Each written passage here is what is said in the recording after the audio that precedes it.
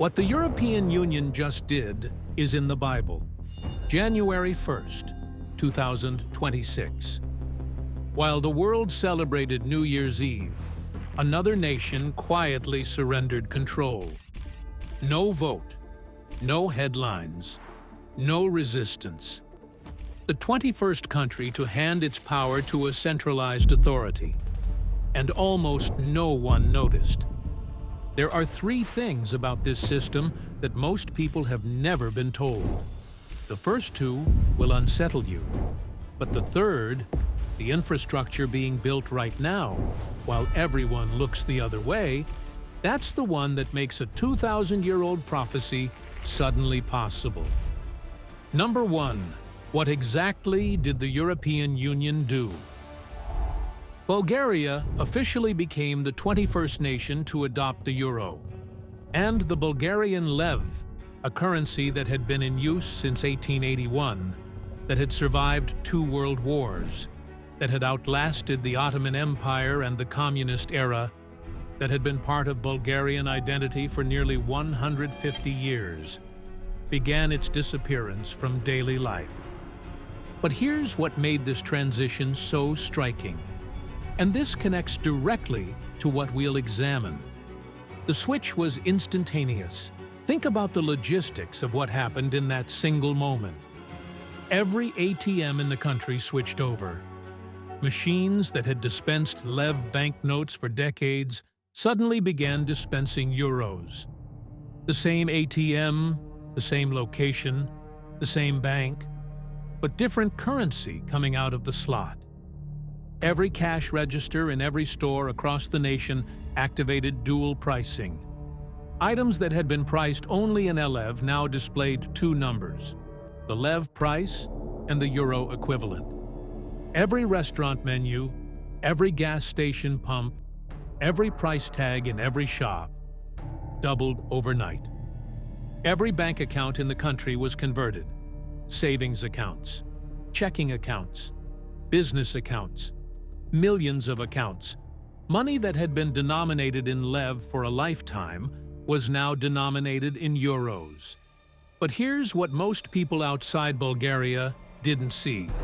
And this is going to become essential when we examine the deeper implications of what happened.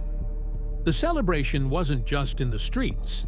On the facade of the Bulgarian National Bank building in Sofia, they projected images of the new Bulgarian euro coins. ECB President Christine Lagarde issued a statement welcoming Bulgaria to what she called the euro family. She spoke of shared values, collective strength, and unity in the face of global uncertainties. Up on January 1st, with euros in their accounts, whether they wanted them or not. Think about what that means for understanding how this system expands. The decision wasn't made by Bulgarian citizens in a direct vote. It was made by their representatives, by officials, by processes that most people didn't fully understand until the change was complete. This is how consolidation happens. Not through the explicit consent of every citizen, but through the mechanisms of government acting on behalf of citizens who may or may not agree. But here's what happened in the days after midnight, and this reveals the totality of the transformation. For the month of January 2026, both currencies were technically accepted. Dual circulation. You could pay in lev, you could pay in euros. Stores were required to accept both. But here's the catch. And this is where the direction of the change became unmistakable. If you paid in lev, you received your change in euros. Every transaction in lev became a conversion to euros. Every time someone used their old currency, the system replaced it with the new. The lev was being drained from circulation, one transaction at a time. You could still exchange lev for euros at banks for a while. Commercial banks offered free exchanges until June 30th. After that, fees applied. After December 31st, only the Bulgarian National Bank would exchange old currency, and only for a limited time. This wasn't just about Bulgaria. This was about a system that grows with every nation that joins, a system that becomes more powerful with each surrender, a system that has been building toward something for decades. Bulgaria is the 21st nation, but it won't be the last. Romania is already in the queue. Others will follow. The consolidation continues. And every time another nation joins, every time another currency disappears, every time another central bank surrenders its authority to Frankfurt, the system grows stronger. Here's what makes January 1st, 2026 significant beyond Bulgaria. And this is going to become absolutely essential when we examine the biblical framework. And it connects directly to what Daniel and John both described. Bulgaria is the 21st nation to join the Eurozone.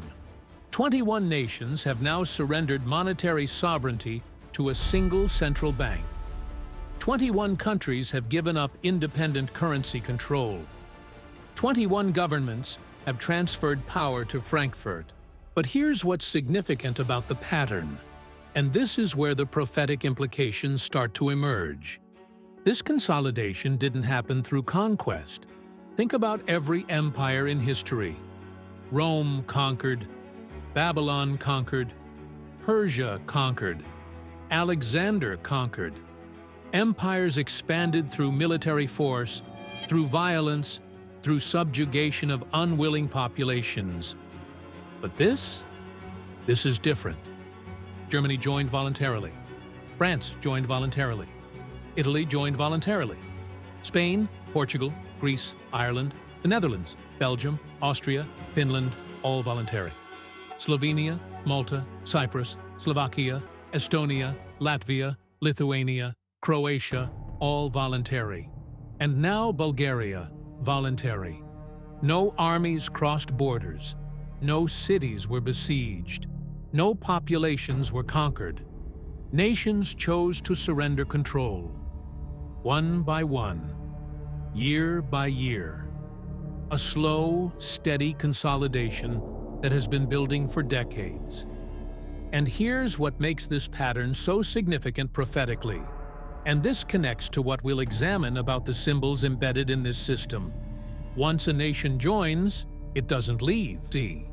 And this is going to become crucial when we examine the biblical texts that describe this pattern. The final form of human government that Scripture describes isn't imposed by force. It's embraced willingly. Revelation 17:13. These have one mind, and shall give their power and strength unto the beast. They give their power voluntarily, willingly, because they see the benefits, because they believe in the system, because the alternative seems worse than surrender. Physical cash has a property that makes it problematic for centralized control. It's anonymous. When you hand someone a 20-euro note, no one records that transaction. No database logs the exchange. No central authority knows what you bought, when you bought it, or who you bought it from. Cash is invisible to the system. And for those who want complete economic control, invisibility is a problem. But here's what's been developing while most people focused on other things. And this connects directly to the infrastructure that makes biblical prophecy newly possible. The European Central Bank is building the digital euro, not cryptocurrency, not decentralized finance. A central bank digital currency, fully electronic, fully trackable, fully controlled by the institution in Frankfurt that already controls monetary policy for 21 nations. Think about what this means practically. Every transaction recorded, every purchase logged, every economic decision you make visible to the system. Not because you chose to share that information, because the currency itself makes it visible. But here's what makes the digital euro significant beyond mere surveillance. And this is going to become crucial when we examine what Revelation 13 actually describes. Digital currency doesn't just enable visibility, it enables control. With physical cash, if you have money in your possession, you can spend it. No one can stop you. The transaction happens directly between you and whoever you're paying. But with digital currency, every transaction requires the system's permission. The system processes the transaction. The system verifies your account. The system approves or denies the exchange. And if the system decides you shouldn't be able to make that transaction, it doesn't happen. Not because you lack the money, because the system refuses to process the exchange. This isn't science fiction. This capability exists today. China's digital yuan already includes programmable features, money that expires if not spent by a certain date, money that can only be used for certain purchases, money that can be frozen instantly if the holder falls out of favor with authorities. The ECB officials emphasize that the digital euro will protect privacy and complement physical cash. Maybe they're sincere. Maybe the intentions are entirely benign. But here's what I need you to understand. Now we come to the passage that makes everything we've discussed prophetically significant. And this is going to connect directly to the symbols we'll examine in the next section. And it explains why what's happening in Europe demands our attention. Revelation 13:16-17. And he causeth all, both small and great, rich and poor, free and bond, to receive a mark in their right hand or in their foreheads, and that no man might buy or sell, save he that had the mark, or the name of the beast, or the number of his name. No man might buy or sell. For nearly 2,000 years, people have read this passage and wondered how it could possibly work. How could any system control all buying and selling? How could any authority enforce universal economic compliance? In a world of physical currency, local markets, and face-to-face transactions, Revelation 13 seemed logistically impossible. But here's what's changed. And this is what makes our moment in history unique. The technology now exists. Digital currency makes every transaction visible. Biometric identification makes every person trackable. Central bank control makes every exchange subject to approval or denial. For the first time in human history, the infrastructure exists to do exactly what Revelation describes: control who can buy and sell based on compliance with the system. But here's what I need to make absolutely clear, and this is essential for maintaining biblical integrity. I am not saying the euro is the mark of the beast. I am not saying the European Central Bank is the beast. I am not saying we're in the tribulation or that these prophecies are being fulfilled right now. What I am saying is this: the infrastructure that would be required for Revelation 13 to be possible is being built. The systems are being developed. The consolidation is happening. The prophecy describes a global economic system where participation requires compliance with a central authority. No compliance, no commerce. And that's exactly the kind of system that digital central bank currencies make possible. Think about how it could work practically. A digital currency controlled by a central authority. Participation in the economy requires an account in that system. The account is tied to your identity, your biometrics, your compliance record, your alignment with system requirements. Here's something that will unsettle you, and this connects directly to what we'll examine about Babel in the next section, and it raises questions that are difficult to answer. Outside the European Council building in Brussels, there stands a sculpture, a woman riding a bull. The official explanation is simple. It represents Europa, a figure from Greek mythology. Zeus, disguised as a bull, carries Europa across the sea. The continent of Europe gets its name from this myth. Nothing prophetic about it.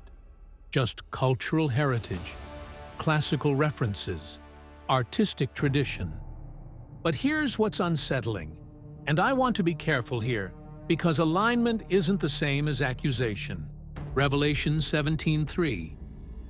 So he carried me away in the Spirit into the wilderness, and I saw a woman sit upon a scarlet-colored beast, full of names of blasphemy, having 7 heads and 10 horns. A woman sitting on a beast. The European Union chose imagery of a woman sitting on a beast as one of its public symbols. Did the architects of the EU intentionally reference Revelation 17? Almost certainly not. The Europa myth predates Christianity by centuries. The artistic choice has entirely reasonable secular explanations. And yet, the alignment exists. The visual parallel is undeniable. A system that consolidates the power of European nations chose, as one of its symbols, a woman riding a beast. But here's what makes this even more significant, and this connects directly to the Babel imagery we're about to examine. The symbolism doesn't stop with Europa. The European Parliament building in Strasbourg has been compared to artistic depictions of the Tower of Babel, specifically the famous painting by Peter Bruegel, the Elder, from 1563. An unfinished tower, a spiraling structure, a monument to human ambition. And in the 1990s, the EU produced promotional materials featuring imagery inspired by the Tower of Babel with the slogan, "Europe, many tongues, one voice." Many tongues, one voice. Do you understand what that phrase means biblically? It's the reversal of what God did at Babel. Here's the biblical background that makes the EU symbolism so significant. And this connects directly to the global scope we'll examine in the next section, and it explains why this isn't just about Europe. Genesis 11:1-4. And the whole earth was of one language and of one speech. And it came to pass, as they journeyed from the east, that they found a plain in the land of Shinar, and they dwelt there. And they said one to another, "Go to, let us make brick, and burn them thoroughly." And they had brick for stone, and slime had they for mortar. And they said, "Go to, let us build us a city and a tower, whose top may reach unto heaven. And let us make us a name, lest we be scattered abroad upon the face of the whole earth." One language, one voice, one unified human project. And what was that project? To build a tower reaching to heaven, to make a name for themselves, to prevent the scattering that God had commanded. This was humanity's first attempt at global unity, apart from God. A consolidated civilization determined to achieve greatness through human effort, human wisdom, human ambition. And God's response? Genesis 11:6-8. And the Lord said, "Behold, the people is one, and they have all one language. And this they begin to do. And now nothing will be restrained from them, which they have imagined to do. Go to, let us go down, and there confound their language, that they may not understand one another's speech." So the Lord scattered them abroad from thence upon the face of all the earth, and they left off to build the city. God confused their languages. He scattered them across the earth. He broke up the consolidation because he knew what unified humanity, apart from him, would become. Nothing would be restrained from them. That phrase should haunt us. God saw what human beings could accomplish when united in rebellion, and he intervened to prevent it. But here's what makes the EU symbolism so significant. And this is where the prophetic implications become impossible to ignore. Europe, many tongues, one voice. The EU explicitly frames its project as reversing what happened at Babel. Many languages, but unified speech. Many nations, but consolidated purpose. Diversity in appearance, but unity in direction. The very thing God divided, Europe is rebuilding. The very scattering God imposed, Europe is reversing. The very consolidation God prevented, Europe is pursuing. And they're doing it with architectural symbolism and promotional slogans that reference Babel directly. Did the EU deliberately design itself as a prophetic fulfillment? Almost certainly not.